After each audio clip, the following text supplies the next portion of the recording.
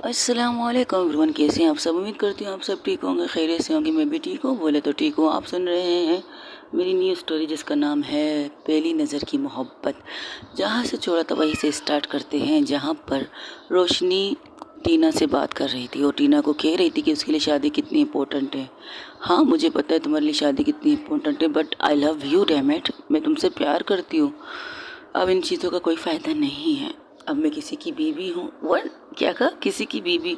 Seriously मजाक चल रहा है क्या यहाँ पे? तुमने कहा और मैंने मान लिया। तुम भूल रही हो कि तुम मेरी गर्लफ्रेंड हो। मेरी प्योंसी होने अब ये शादीशुदा हो चुकी हूँ। क्या कर सकती हूँ। हाँ, हम दोस्त रहेंगे, पार्टनरशिप वैसे भी है हमारी कंपनी में। तुम्हारे भी शेयर्स हैं, हम इस लिहाज से एक दूसरे से मिलेंगे, बातें करेंगे, लेकिन इस टॉपिक पर हम कभी बात नहीं कर पाएंगे। आई एम सॉरी, मैंने तुम्हारा दिल नहीं तोड़ना नहीं चाहती थी। मैंने कहा था ना मुझे इंटरेस्ट नहीं है, लेकिन तुमने कहा था कोई बात नहीं, साथ रह लेंगे, प्यार हो जाएगा, इंटरेस्ट भी हो जाएगा। तो तुम्हारे कहने पर मैंने शादी के लिए हाँ कही, क्योंकि तुम्हारा दिल ना टूटे। हाँ, तुम मेरी बेस्ट फ्रेंड हो, मेरी अच्छी दोस्त हो, जिसने मुझे हर वक्त मेरा साथ दिया है। हर वक्त जब मैं टूटती थी तो तुम मुझे संभालती थी।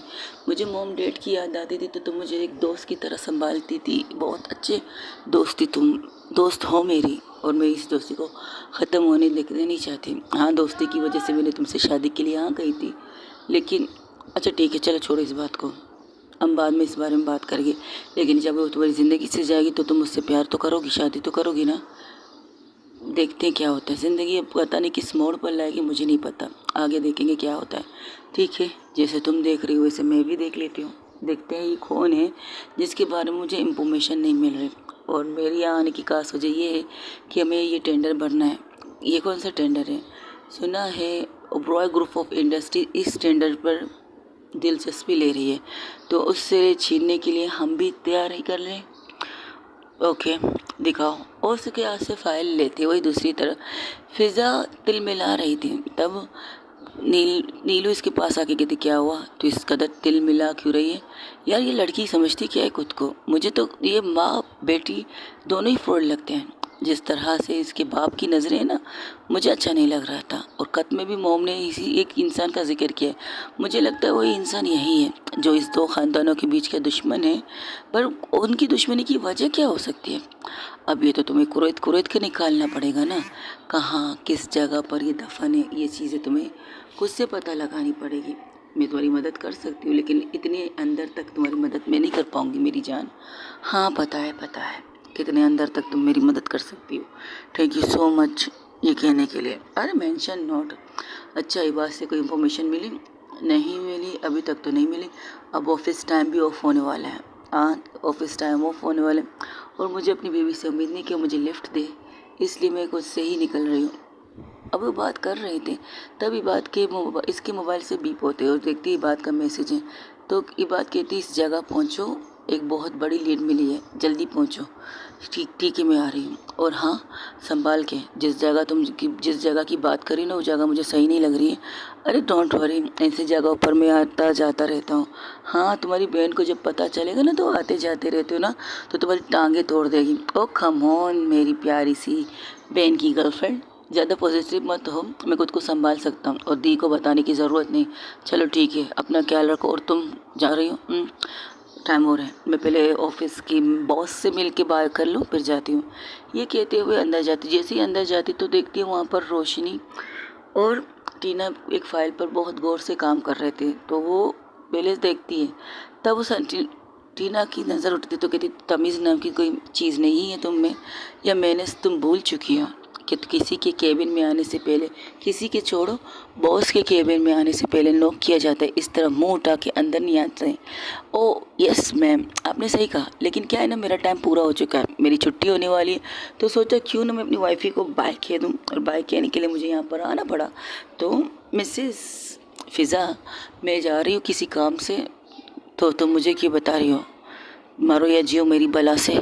ओ यार, तुम्हारे मुंह से ना ये बातें अच्छी नहीं लगती, मरो या जियो तुम्हारी बला से। एक दिन ऐसा आएगा तुम मेरे लिए रहोगी और कहोगी तुम्हें जीना है मेरे लिए। पता नहीं कब आएगा वक्त, लेकिन आएगा मेरी बला से। ऐसा वक्त कभी नहीं आएगा। सपने में तुम्हारे शायद आ जाए और दफ़ा हो जाए यहाँ से। काम की बात कर रहे हैं हम लोग। हाँ, दिख रहा है तुम लोग बहुत ही इंपॉर्टेंट काम कर रहे हो, मैं उसे डिस्टर्ब नहीं करूँगी, बस मुझे बाय कहना था। ये आके उसके सीट को थोड़ा घुमाती है, उसके माथे पर एक किस करती है और गालों पर किस करके वहाँ से जाती कहती okay bye, I love you so much. ये कहते हुए वहाँ से चली जाती है। और फिज़ा को जाते हुए टीना घूर रही थी और घूर के वो रोशनी की तरफ देखती। रोशनी कहती व्हाट, मैंने कुछ किया? वाह, तुम रोकती भी तो नहीं हो उसे, उसकी हदें में रहने कहो ना उसे।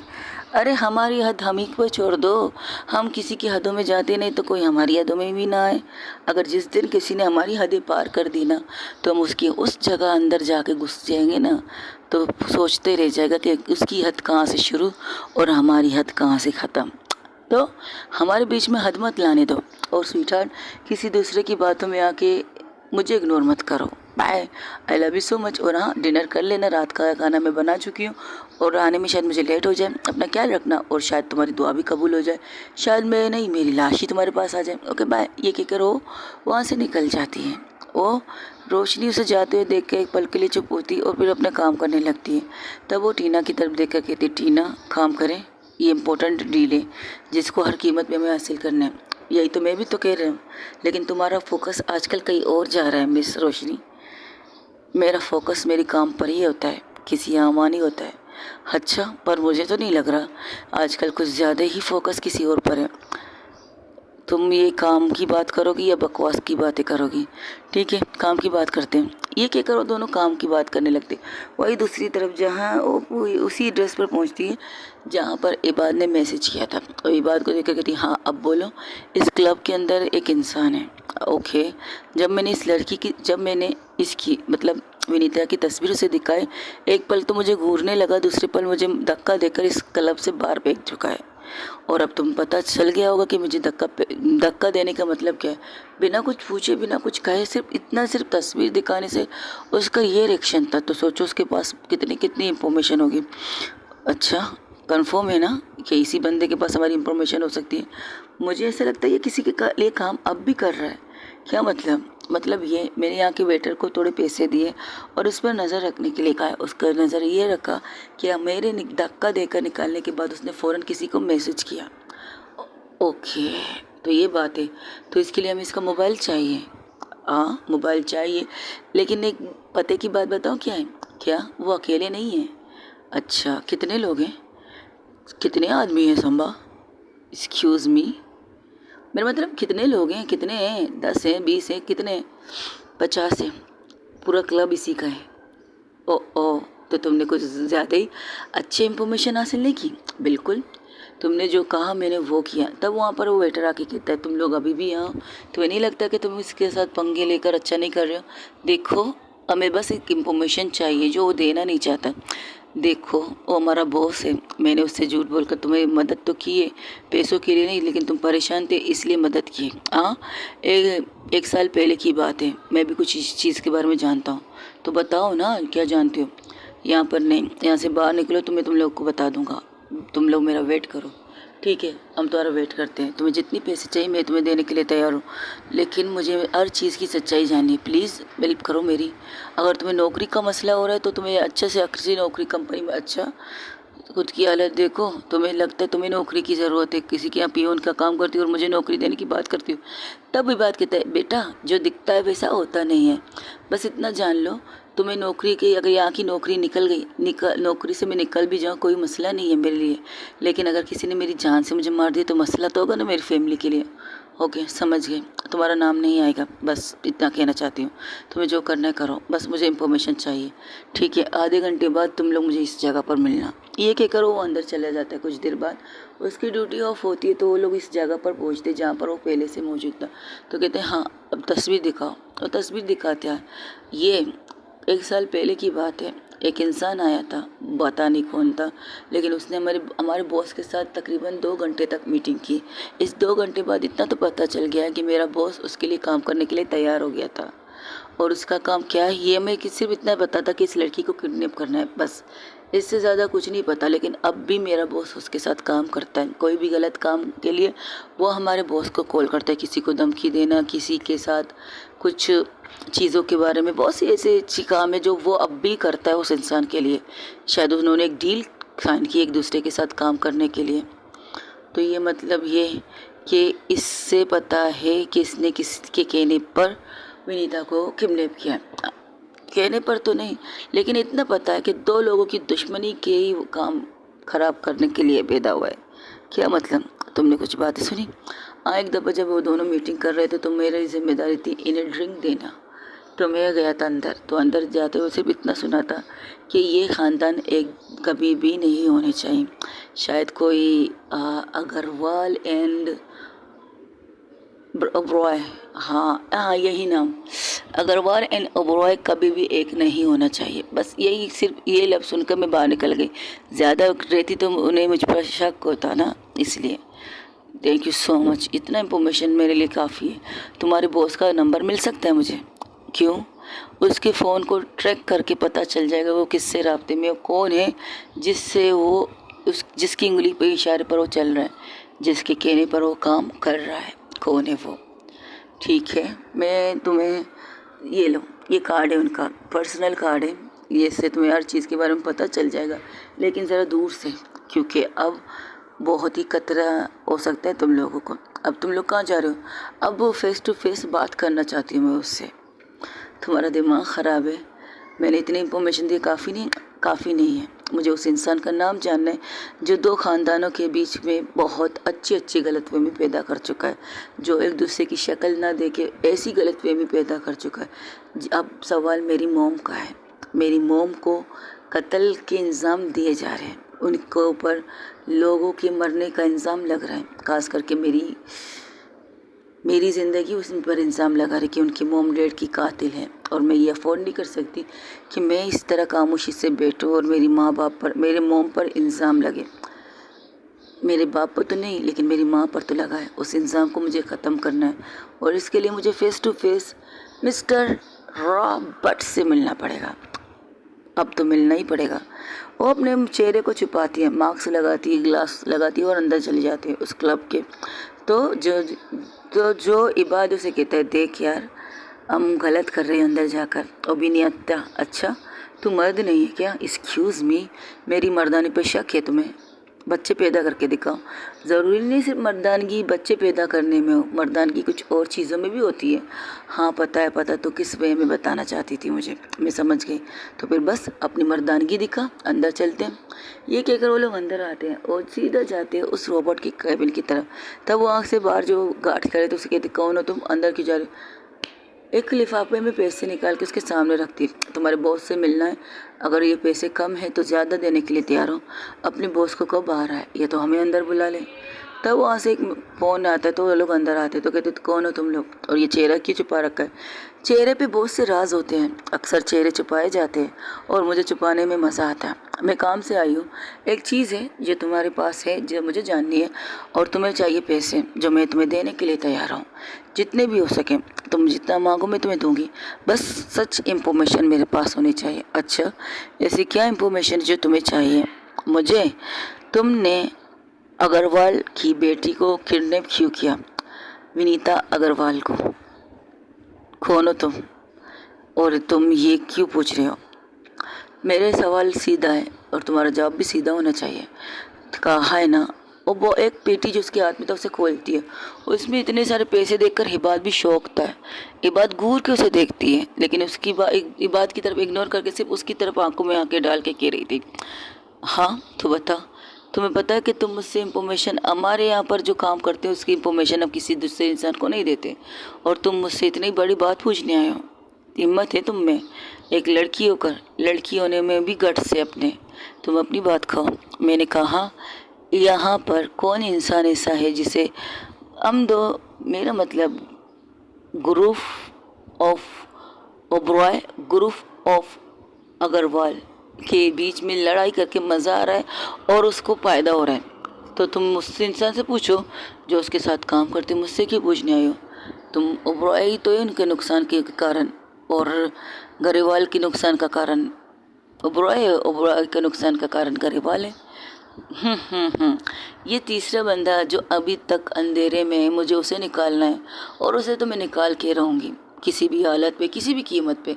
अब कीमत तुम्हें देने के लिए तैयार हूँ।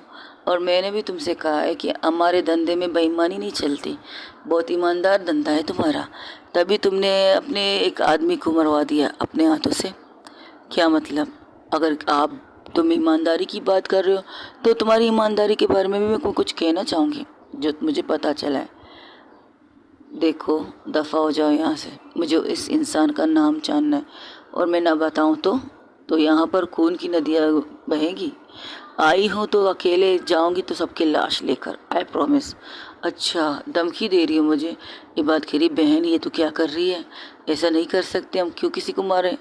देखो, अगर सीधी उंगली से घी नहीं निकलती, पता है तो घी का डब्बा गर्म कर देगी, लेकिन हर दफ़ा गर्म घी भी मुँह और हाथ जला देते हैं, याद है ना तुम्हें? हाँ, लेकिन साथ साथ किसी और को भी जला सकते हैं हम, ये भी तो याद रखो। वो बिल्कुल एटीट्यूड के साथ उसके सामने बैठती है। नाम, दफ़ा हो जाओ, नाम, गेट लॉस्ट, नाम। और अपने लोगों को बुलाती है तो उसके लोगों को देखकर वो सिर्फ इतना कहती है, कमाल है, तुम्हारे बंदे तो बहुत वफ़ादार है तुम्हारे, लेकिन तुम्हारा बॉस तुम्हारे साथ वफ़ादार नहीं है, बिल्कुल भी नहीं है तुम्हारा बॉस तुम लोगों के साथ वफ़ादार। अगर ये वफ़ादार होता ना तो तुम लोगों को बता देता कि तुम लोगों की टीम का एक मेंबर कहाँ है, जिसे तुम लोग समझ रहे हो वो यहाँ से दूर शिफ्ट हो चुका है अपनी फैमिली के साथ। लेकिन गलत, तुम्हारे बॉस ने उसे मार के ज़मीन में गाड़ दिया है और तुम लोगों को पता भी नहीं चला।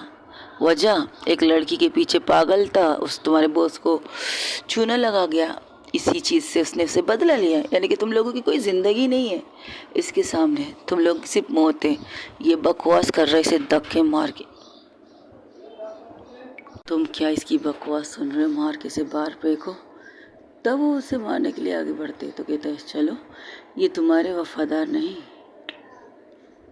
तो किसी के भी वफादार नहीं हो सकता, याद रखना। अगर तुम लोग चाहो तो तुम लोगों को इज़्ज़त की नौकरी सब कुछ मिल जाएगी, अगर मेरा साथ दो तो। लेकिन उनमें से कुछ लोग कुछ ज़्यादा ही उसके वफ़ादार थे। वो आते हैं, सीधा फ़िज़ा को पीछे से पकड़ने की कोशिश करते हैं। फ़िज़ा टर्न होकर उसकी तरफ देख के कहती, ओह, तो फ़ाइट होना चाहिए, लेकिन मेरा मूड नहीं है, मुझे फ़ाइट करने में इंटरेस्ट नहीं है, बस मुझे नाम जानना था, लेकिन लगता है मुझे नाम मिलेगा नहीं।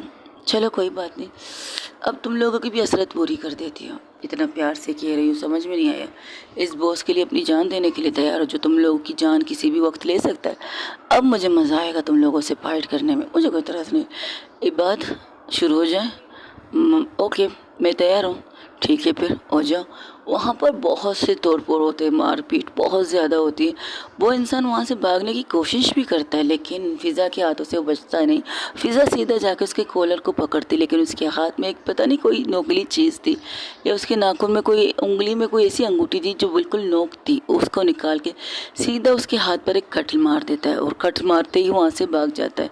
तभी बात करती, तुम ठीक हो? हाँ, मैं ठीक हूँ, बस इन सबको टिकाने में लगाओ, किसी को पता ना चले यहाँ पर क्या हुआ है। और यहाँ पर जितने भी सीसीटीवी कैमरे हैं उन सबको तुम्हें पता है क्या करना है। लेकिन वो तो भाग गया, अब वो तो उससे इंसान को बताने चला जाएगा, हलट हो जाएगा ना। पता है मुझे, यही तो मैं चाहती हूँ कि ये खुद मुझे उस इंसान तक पहुँचाए। क्या मतलब? जब मैंने उसके पकड़ा था तो मैंने उसके जेब में एक हर चीज़ डाली है, जो जहाँ जहाँ ये जाएगा वहाँ वहाँ की सारी इंफॉर्मेशन मुझे मिलती जाएगी। बस मुझे पता चले ये कहाँ जा सकता है। लेकिन तुम्हें शक है तो तुम यकीन क्यों नहीं करना चाहती कि इन सब के पीछे उस इंसान का भी हाथ हो सकता है? हाँ, हो सकता है, क्यों नहीं हो सकता, बिल्कुल हो सकता है। लेकिन कहते हैं ना, शक के बिना पर अगर सबूत मिले तो और ज़्यादा मज़ा आ जाएगा। कुछ चीज़ें अधूरी हैं, उनको पूरा तो भी तो करना चाहिए। मुझे पता ही ये कहाँ जाएगा, लेकिन मैं कंफर्म करना चाहती है कहाँ जाएगा। ठीक है, संभल के। हाँ, कहीं तुम्हें उसकी चाचा चाची पर तो शक नहीं है? नहीं, इतना तो मुझे यकीन है, इसके चाचा चाची ये काम नहीं कर सकते। ये काम वो इंसान कर सकते हैं जिसे बहुत ज़्यादा फ़ायदे हो रहे हैं। और जहाँ तक मैंने एक फ़ाइल निकाली है इस इंसान के बारे में, मैं हैरान थी। रोशनी से ज़्यादा तो इसकी प्रॉपर्टी है, रोशनी से ज़्यादा इसकी कंपनियाँ है, रोशनी से ज़्यादा इसके पास मनी बहुत है। तो तुम्हारा शक तो उसी पर जाना चाहिए। हाँ, गया है, लेकिन कंफर्म भी तो होना चाहिए। कंफर्म ये है कि ये रोबोट उस तक पहुँचे तो मेरा काम बन जाए। रोबोट नहीं है, रॉबर्ट है। हाँ वही जो तुम समझ गए वही। तुम्हारे हाथ से खून बह रहा है। आज से छोड़ो यार, दो मुझे। और उसके हाथ को पकड़ती है, रूमाल बांधती, कहती अब ठीक है? ठीक नहीं है, दर्द है। चलो इन चीज़ों को संभालो और अपने लोगों को कॉल करके बुलाओ, इन सारी जगह को क्लियर कर दे और वैसे ही जैसे ही था वैसे इस जगह को रखो। यहाँ का बॉस चला गया है, आएगा ज़रूर अपने ठिकाने पर, जल्दी आएगा।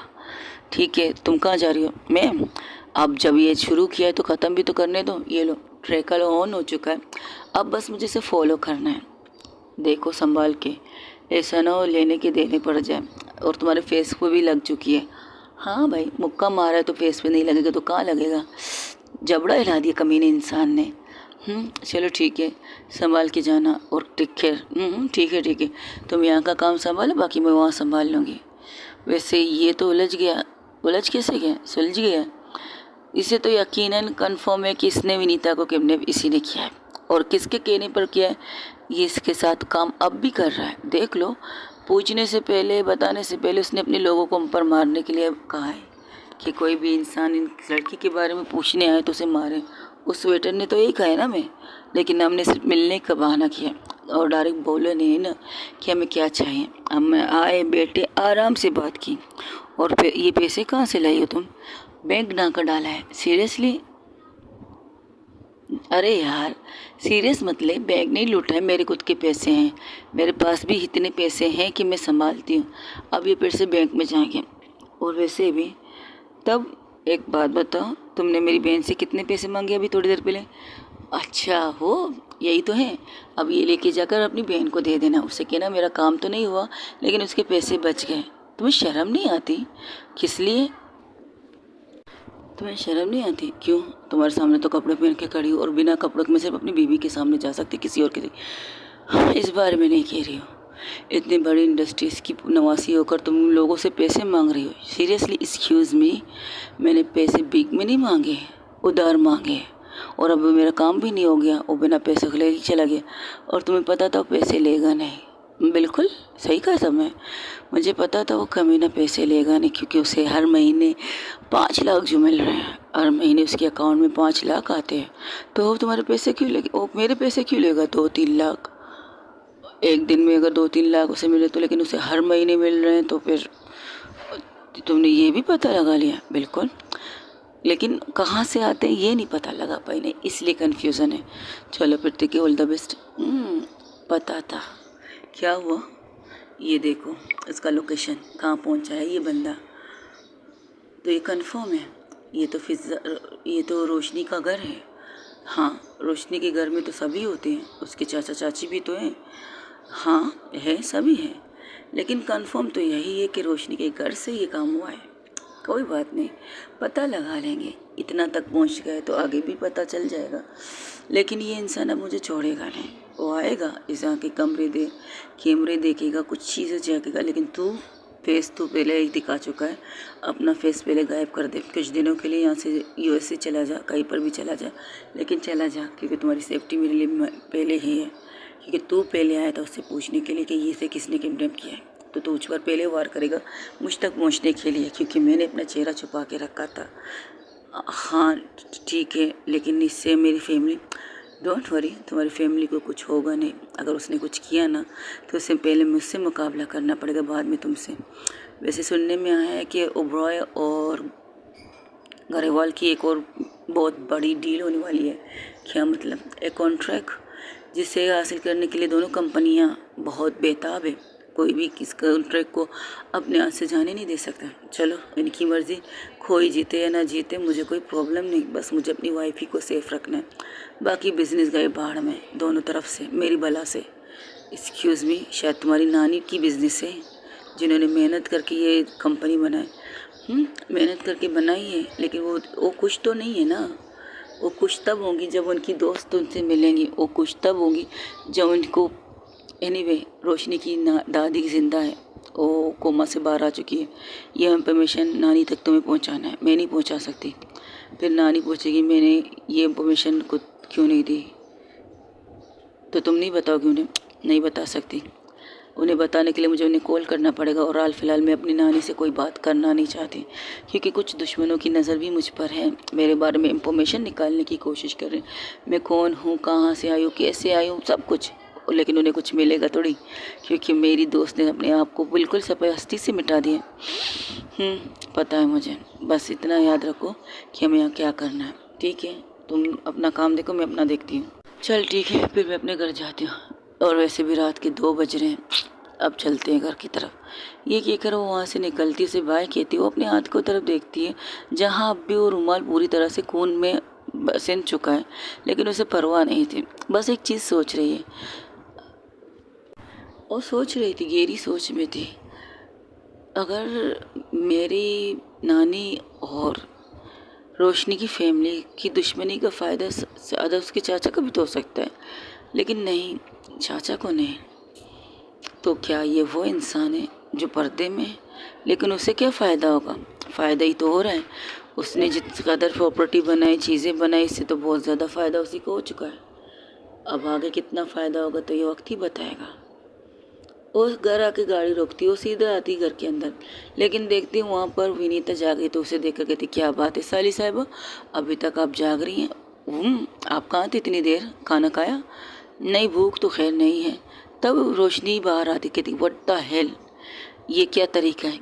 ये घर है या तुम्हारा होटल? एक्सक्यूज़ मी, हुआ क्या है? हुआ क्या है? तुमने टाइम देखा है? ये घर आने का कोई वक्त है? है, क्या बात है बीबी। वो सीधा जाती, इसके पास खड़ी हो जाती, कहती, क्या बात है बीबी, आज तुम बीबी वाले रूप अवतार क्यों दिखा रही हो? कहीं कुछ दाल में गड़बड़ तो नहीं? कहीं दाल खाली तो नहीं? एक्सक्यूज़ मी, मैंने पूछा, तुम्हारी वजह से मेरी बहन कब से जाग रही है। वो कह रही है कि जब तक तुम नहीं आओगे तो हम खाना नहीं खाएंगे, और मैंने इससे कहा था खाना खाने के लिए। अरे ये काम तुम्हें करना चाहिए था बीबी, मेरी साली कर रही है। हाँ स्वीट साली साहिबा, आप थी कहाँ जो, आप थी कहाँ जी? अरे मेरी साली साहिबा एक बहुत ही खूबसूरत मिशन पर गई थी, लेकिन अधूरा रह गया वो मिशन। आपके हाथ को क्या हुआ है? और इसमें से तो खून निकल रहा है। दीदी देखिए, इनके हाथ से खून निकल रहा है। हाँ, गलत काम करेगी तो गलत ही अंजाम होगा। लगता है किसी की और की शादी को देख के बर्बाद करने गई होगी। हाय बीबी, मैं ऐसी बर्बाद वाली इंसान नहीं हूँ कि यार किसी की शादी को जाके बर्बाद कर सकूँ। मुझे बस तुमसे प्यार हो गया, तुम्हें बचाने के लिए। होगी तुम्हारी बकवास, अब दफ़ा हो जाओ यहाँ से, फ्रेश होके आके खाना खाते हैं। तुमने भी खाना नहीं खाया? जाहिर सी बात है, अगर मेरी बहन नहीं खाएगी तो मैं भी नहीं खाऊंगी ना। हाय आओ रोमांटिक, क्या बात है। थैंक यू साली साहिबा, मुझे इतनी बड़ी खुशी देने के लिए कि मेरी बीवी को इतनी देर से तुमने भूखा बिठाया। लेकिन गलत बात है, बिल्कुल गलत बात है। फर्स्ट ऑफ ऑल तुम्हें पता है तुम्हें मेडिकल की इशू है, तुम्हें गोली खानी है, दवाई खानी है, तो तुम्हें खाना टाइम पर खाना चाहिए। हाँ तो मैंने खा लिया। तो फिर खाना कौन खाएगा? दी खाएगी ना, इस शर्त पर। क्या मतलब? मतलब ये उन्हें पता है कि मुझे मेडिकल इशू है, तो उन्होंने मुझसे कहा मैं खाना खा लो, मुझे गोलियां खानी, तो मैंने भी इनसे शर्त लगा ली, अगर आप दी जी के लिए बैठेंगी उनके साथ खाना खाने के लिए तो मैं अपना खाना खा के मेडिसिन खा लूँगी, वरना तो आप छोड़ दीजिए, आप खा लीजिए, मैं बैठ जाऊँगी, वेट कर लूँगी।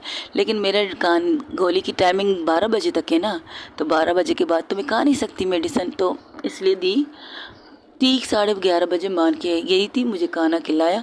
और अगर ये इन्होंने झूठ बोला तो मेरे साथ ना खाने की बैठी, मेरे साथ खाना ना खाने बैठी, तो मैं भी ने भी तो कंफर्म करके किया था ना। क्या मतलब ये जब ये मुझे मेडिसिन देने आई थी तो मैंने इनका हाथ अपने सर पे रखा था और ये वादा लिया था जब तक वो आपके साथ खाना नहीं खाएंगी तब तक नहीं सोएंगी।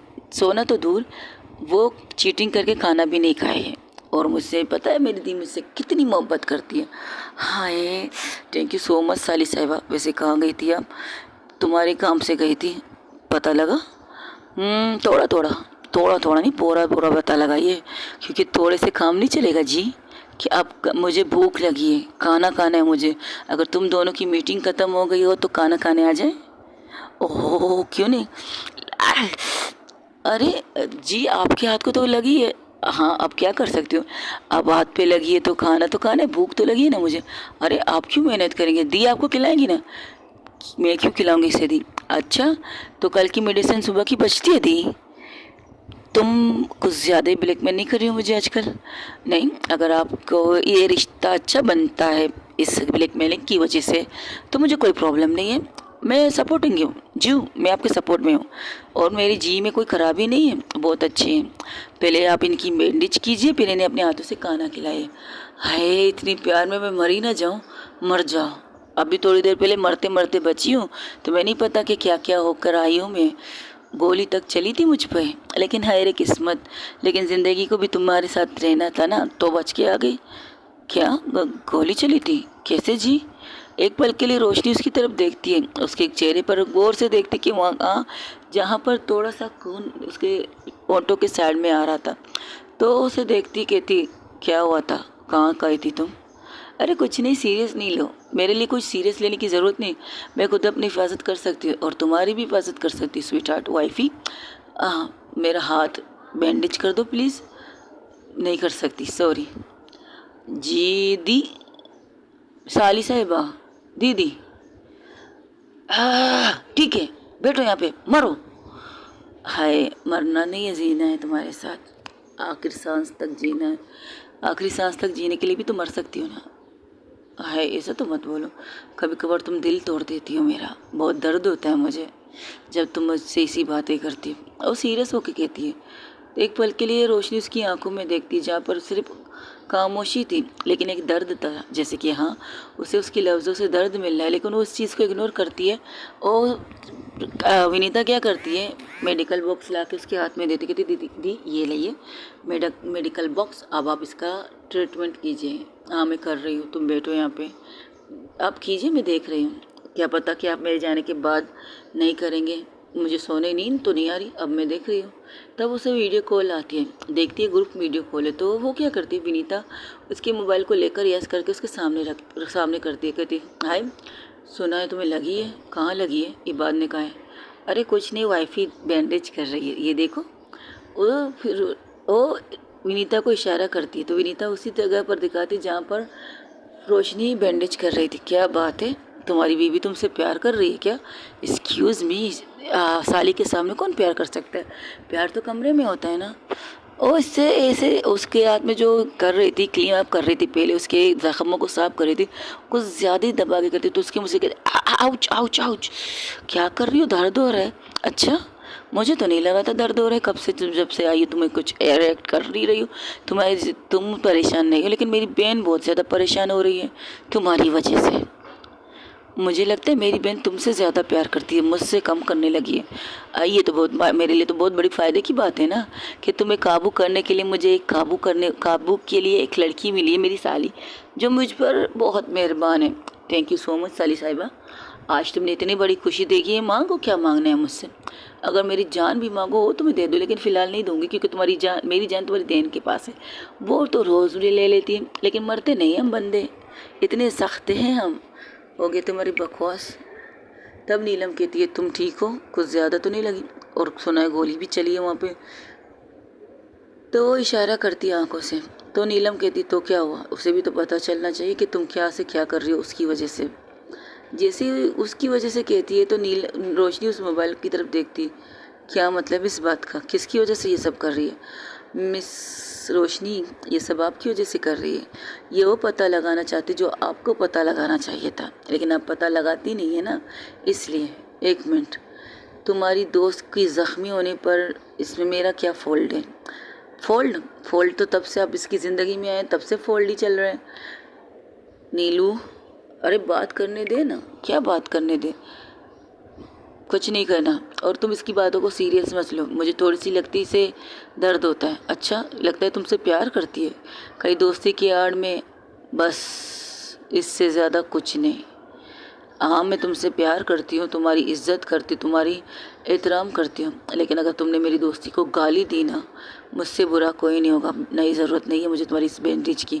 ये कहकर जो ज़ख्म उसकी पट्टी उसने बांधी थी उसे खोलती है, उसके पास पाँव पे फेंकती है और वहाँ से चली जाती है। और हाँ, वेट मत करो खाने का, खा लेना तुम। ये कहकर वो अंदर चली जाती है, अंदर जाती है अपने कमरे में। वो अपने कमरे की तरफ नहीं जाती, एक और कमरा था जो छोटा सा जिम था, वहाँ जाती है और वहाँ पर पंचिंग पड़ा था उस पर मारने लगती है, पंचिंग बॉक्स पड़ा था तो उस पर पंचेस मारने लगती है, लेकिन उसका इस चीज़ की भी परवाह नहीं थी। उसके हाथ का ज़ख्मी हो चुका है, बस एक ही चीज़ उसके कानों में गूंज रही है, दोस्ती के आड़ में कहीं तुम लोग कुछ और खेल तो नहीं खेल रहे हो, बस यही चीज़। तब वहाँ से नीलम की आवाज़ आती है, अच्छा सिला दिया है मैम आपने। मैं वैसे बता दें आपको, जिस दोस्ती के आड़ की बात कर रहे हैं ना, आपको ये बता दें, मेरी एक गर्लफ्रेंड है जिससे मैं बेतहाशा प्यार करती हूँ और मेरे वो उस वक्त मेरे पास है, वो उसे अपने पास ला के बिठाती है। जिसके चेहरे पर गुस्सा था वो इबा को देखकर शॉक हो जाती है। सीरियसली रोशनी, तुमने इतनी बड़ी बात की कैसे? रोशनी चुप थी। तुमने उस इंसान का दिल तोड़ा है जिस दिल में तुम बसती हो। हाँ, शायद तुमने गुस्से में ये बात कही, हम किसी और वे में, तो तुम्हें बता दें ये लोग दोस्त हैं। इनकी दोस्ती की गलत मायने मत निकालना। आज कह दिया, आइंदा मत कहना, क्योंकि मैं फिज़ा नहीं हूँ। मैं मुंह तोड़ भी सकती हूँ, वो तुम्हें मार नहीं सकती। तो क्या हुआ, अगर तुम मेरी गर्लफ्रेंड के बारे में कुछ गलत कहोगी ना, मैं मारते हुए भी नहीं रोकूंगी खुद को। बहुत गंदी लफ्ज़ इस्तेमाल किए तुमने दोस्ती की आड़ में। अगर इनको कुछ भी करना होता ना तो उसे तुम्हें प्यार नहीं होता और तुमसे शादी नहीं करती ज़बरदस्ती। वो कई सालों से एक दूसरे के साथ हैं, तुमने उसकी दोस्ती को नहीं, अब मेरी दोस्ती को भी गाली दी है। थैंक यू सो मच मुझे ये बताने के लिए कि मैं जिस इंसान को इतना इज्जत देती हूँ, इतना मान देती हूँ, उस इंसान की सोच कितनी छोटी सी है कि दोस्तों के बीच में भी गंदी सोच रखती है। थैंक यू सो मच, आइंदा मुझसे बात मत करना। ये कहकर वो फ़ोन बंद कर देती है। तब नीलू उसके पास थी तो नीलू की तरफ देखकर कहती है, उसे कॉल लगाओ।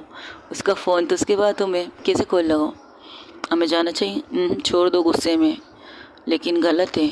हाँ गलत है, वो खुद को ही नुकसान देगी, इतना तो यकीन है। ओके गाइस, आज के लिए इतना ही। हो सके तो मेरे चैनल को लाइक शेयर कमेंट सब्सक्राइब में ज़रूर बताइएगा कि आप लोगों को मेरी स्टोरी कैसी लग रही है। अपना ढेर सारा क्या रखिएगा। अल्लाह हाफिज़, टेक केयर, बाय बाय। दुआओं में याद रखिएगा, दुआओं में ज़रूर याद रखिएगा। आई love you so much guys.